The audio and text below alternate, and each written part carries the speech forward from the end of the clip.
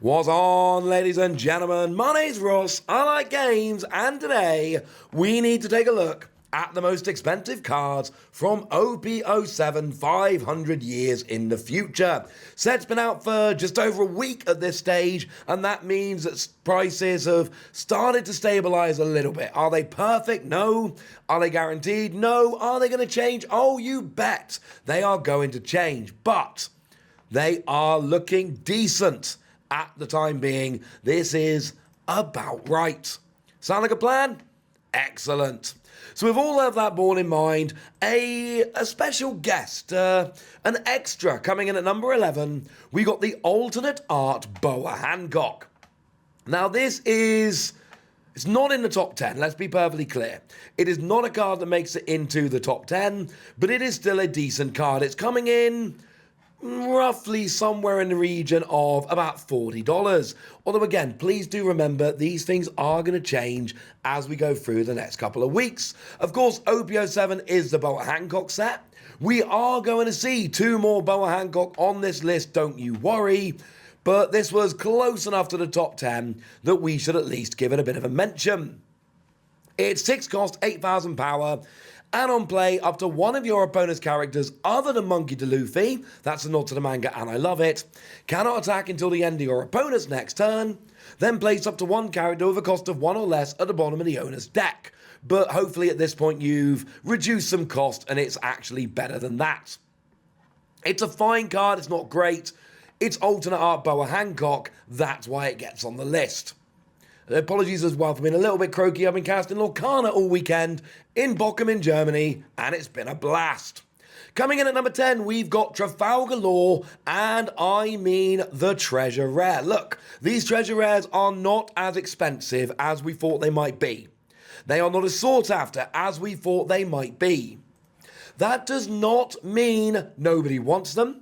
It does not mean they are not a little bit sought after. It does not mean they won't attract a little bit of value. This one is generally coming in, honestly, pretty much dead on $50 is about right.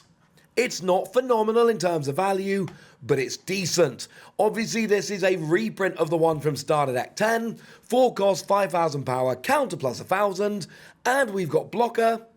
And on play, Don -1, if your opponent's got 7 or more cards in hand, you trash 2.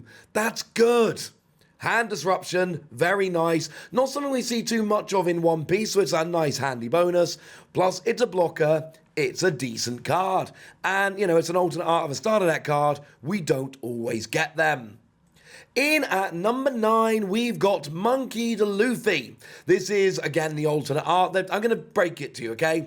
They're all alternate art or special rares from here on in. Obviously. That's always the case. 5 cost, 6,000 power, counter plus 1,000, and activate main. You may trash this character. If you have 2 or less life, KO up to one of your opponent's characters with a cost of 4 or less and draw a card. As a trigger, you KO one of your opponent's characters with a cost of 4 or less. Now, if Vegapunk ever becomes a really good deck, this is a pretty good card in a Vegapunk deck, because you can play it for free, which is brilliant. Vegapunk is not a particularly good deck right now. This isn't a particularly good card right now. It's just a Luffy. And that really is about all you need to know about it. It is a Luffy.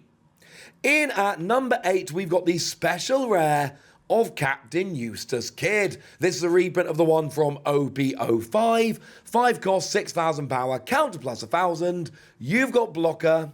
And on your turn, once per turn, when a Don card on your field is returned to your Don deck, add a Don card from your Don deck and set it as active. And I'm telling you this now for nothing. This is a very, very good card. This is a real top tier card that sees a bunch of play in One Piece. The original version came out in OP-05. We know at this stage for a fact that this is a good card, and if Japan is anything to go by, and bearing in mind they get the same cards as us just a little earlier, this is going to remain a good deck for a while. Worth noting, there was an alternate art and a manga rare in OP-05, so there are plenty of other versions of this card. I'm going to let you decide if this is the one that you like. In at number 7, we've got the alternate art of Rob Luchi. This is generally coming in at about $70.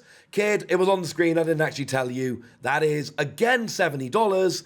However, very important to note, although they both round to about $70, generally Rob Luchi tends to be a little bit higher. Rob Lucci's averaging like 71 and Captain Kid's averaging like 69 kind of thing.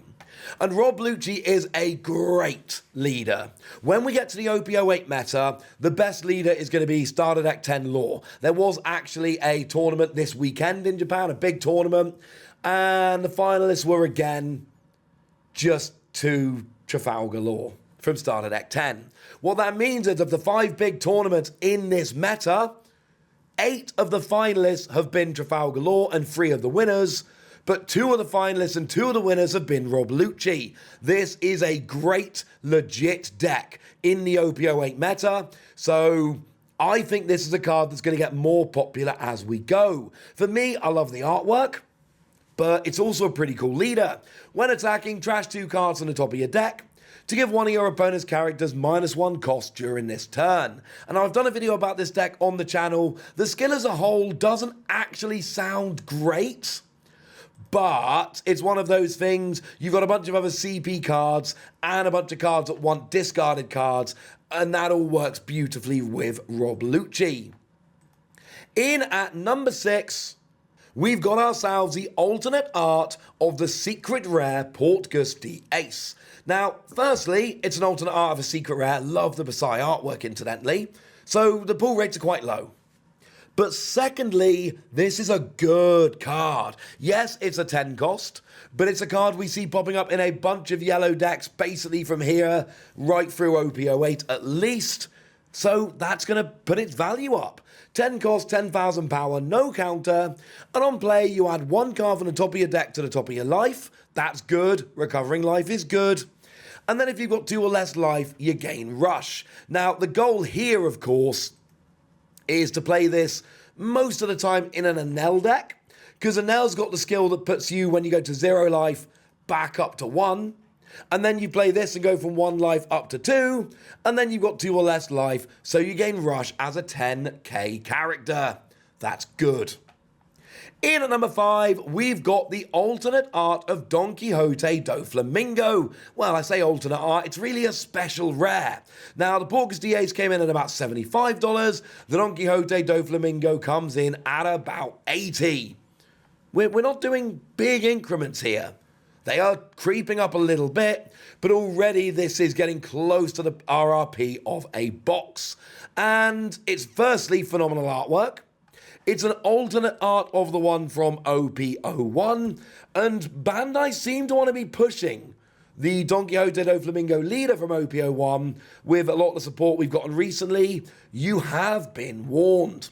What this card does is got a free cost, 4,000 power, counter plus 1,000, and on play, well, and it's got blocker, that's really good.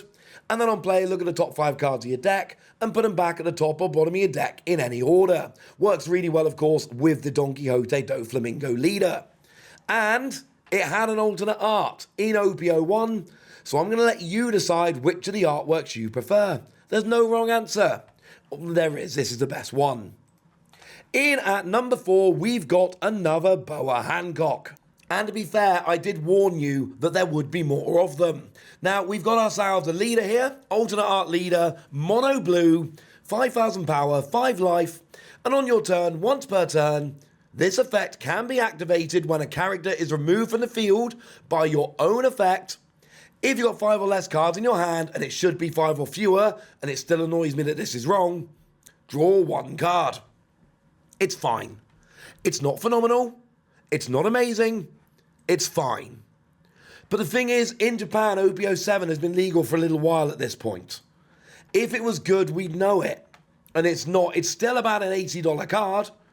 It's the same price as Doflamingo, but it generally tends to trend a tiny bit higher. This is because of the character and the artwork. It's not really because of the playability. Now, coming in at number 3, we've got another alternate art leader, the best, the most expensive alternate art leader in the set. It is Jewelry Bonny, coming in at about $90. And here, look, we've still got a cool leader. We've still got cool artwork. But the big difference here is that Jewelry Bonny is really playable. It has been making waves. Now, in Japan, it was fine, but the early OP-07 tournaments in the West, this is doing better than we expected. Now, we've got 5,000 power, 5 life mono green, and on your opponent's attack, once per turn, you can pay 1 to rest one of your opponent's leader or character cards. It is automatic resting, but there's no limiting factor here. You can just get whatever you want. That's pretty good. In at number 2, very predictably, it was always going to be number 2, never going to be number 1, but it was always going to be number 2, the special rare Onami, which is about a $125 card. This is a pretty big deal as far as cards go. Now, in terms of playability, it's fine, but it's a reprint of the one from OP-06. And it's the artwork here. Now, in terms of playability, 2 costs 3,000 power, counter plus 1,000, and on play, you give a leader or character banish, and as a trigger, you KO a 5 cost or less. It's fine as a card, but it's not up on this list at $125 because it's fine as a card. It's up here because people love Nami. The artwork is amazing, and this was always going to be one of the biggest cards. We did get an alternate art in OP-06 for what it's worth. This is blatantly the best among them. Oh, and then obviously in at number 1, we got Boa Hancock. Come on, you knew that was coming. It's the Manga Rare. Generally speaking, I'm putting this at about $900. That is very, very tentative. It is really hard to figure out exactly what these Manga Rares are worth this early, so I'm putting it at $900, all right? But I'm telling you, it's tentative and subject to change. Same as the alternate art I put in at number 11, but the difference here is, oh my word, it's a Manga Rare, and this is expected, by me at least, to settle as the second most expensive Manga Rare in the game, you have been told. In fact, you've been told about the full top 10 now, so now it's over to you guys. Tell me which of these cards you're excited about, tell me which you've pulled, tell me which you want to pull, go nuts in the comment section, but be nice! And then make sure you like this video, subscribe to this channel, follow me on Twitter at TheWasi. That's where we talk about Pokemon and a whole bunch of other card games. And please do consider checking out patreon.com/PTCG Radio, where you can support the channel, get some bonus podcasts and all kinds of fun things. But by far the most important thing as always, look after yourselves till next time, would ya? Thank you very much for watching. My name's Ross, and you've been watching Wasi Plays.